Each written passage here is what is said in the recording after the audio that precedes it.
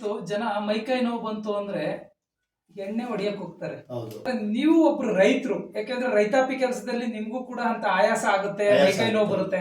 ಅಂತ ಸಂದರ್ಭದಲ್ಲಿ ನೀವು ಏನ್ ಉಪಾಯ ಕಂಡುಕೊಂಡಿದ್ದೀರಿ, ಏನ್ ಮಾಡ್ತೀರಿ? ಅದಕ್ಕೆ ನಾನು ಪ್ರತಿ 15 ದಿವಸಕ್ಕೊಮ್ಮೆ, ಒಂದು ತಿಂಗಳಿಗೆ 2 ಬಾರಿ ಬಂದು ಇಲ್ಲಿ ನಿಮ್ಮ ಇದರಲ್ಲಿ ಮಾಡಿಸ್ಕೊಂಡು ಹೋಗ್ತಾ ಇದ್ದೇನೆ.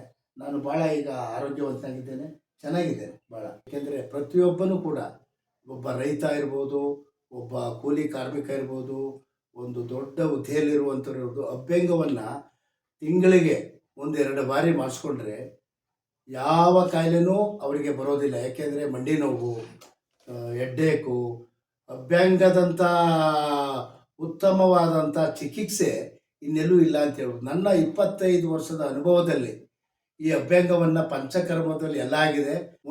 ನನ್ನ ಅನುಭವದಲ್ಲಿ ಈಗ ನನಗೆ 64 ವರ್ಷ. ಇವಾಗ ನನಗೆ ಮಂಡಿ ನೋವಿಲ್ಲ, ಏನಿಲ್ಲ. ಏನು ಬಿಡುವಿನ ವೇಳೆಯಲ್ಲಿ ನಾನು ಬಂದಾಗ 15 ದಿವಸಕ್ಕೆ ಒಮ್ಮೆ ಬಂದು ಇಲ್ಲಿ ಮಾಡಿಸ್ಕೊಂಡು ಹೋಗ್ತಾರೆ ಚಿಕಿತ್ಸೆನ. ನಿಮಗೆ ಆರೋಗ್ಯ, ಹಾರ್ಟ್ ಇಂಪಾರ್ಟೆಂಟು. ಹಾರ್ಟ್ ಅಟ್ಯಾಕ್ನು ಕೂಡ ಇದನ್ನು ನಿಲ್ಲಿಸುತ್ತೆ ಇದು. ಮತ್ತು ಇವರಿಗೆ ಈ ಸ್ಕಿನ್ ಡಿಸೀಸೇ ಬರಲ್ಲ, ಸ್ಕಿನ್ ಡಿಸೀಸ್ ಬರಲ್ಲ. ಮತ್ತು ಇದು ಮನುಷ್ಯನಿಗೆ BP ಅದು ಕಂಟ್ರೋಲ್ ಇರುತ್ತೆ, ನಿಯಂತ್ರಣವಾಗುತ್ತೆ, ಒಳ್ಳೆ ನಿದ್ರೆ ಬರುತ್ತೆ ಇದರಲ್ಲಿ.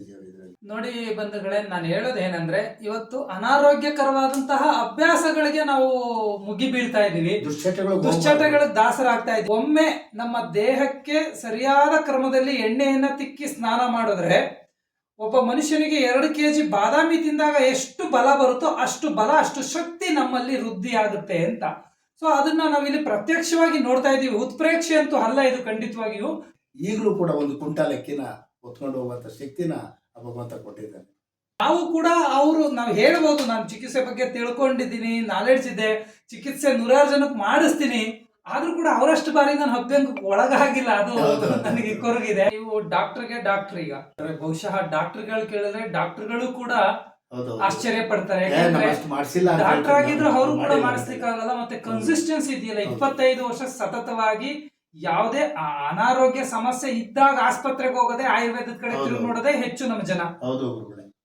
ಅಂತದ್ರಲ್ಲಿ ನಿಮ್ಗೆ ಅನಾರೋಗ್ಯ ಸಮಸ್ಯೆ ಇಲ್ಲದೆ ಇದ್ರೂ ಕೂಡ ಆರೋಗ್ಯವನ್ನ ಸುಸ್ಥಿರವಾಗಿ ಕಾಪಾಡ್ಕೋಬೇಕು ಅನ್ನೋ ಉದ್ದೇಶದಿಂದ ನೀವು ಸತತವಾಗಿ 25 ವರ್ಷದಿಂದ ಅನುಸರಿಸ್ತಾ ಇರುವಂತಹ ಈ ಚಿಕಿತ್ಸೆ ಮೇಲಿಟ್ಟಿರುವಂತಹ ನಂಬಿಕೆಗೆ ನಾವು ಯಾರೆಲ್ಲ ಈ ಪದ್ಧತಿಯನ್ನ ಒಪ್ಕೊಂಡು ಅನುಸರಿಸ್ತಾ ಇದ್ದಾರೆ ಮತ್ತೆ ಅದನ್ನ ಬೆಳೆಸ್ತಾ ಇದ್ದಾರೆ, ಅವರೆಲ್ಲರೂ ಕೂಡ ನಿಮ್ಗೆ ಧನ್ಯವಾದ. ಅವರೆಲ್ಲರೂ ಪರವಾಗಿ ಕೃತಜ್ಞತೆ.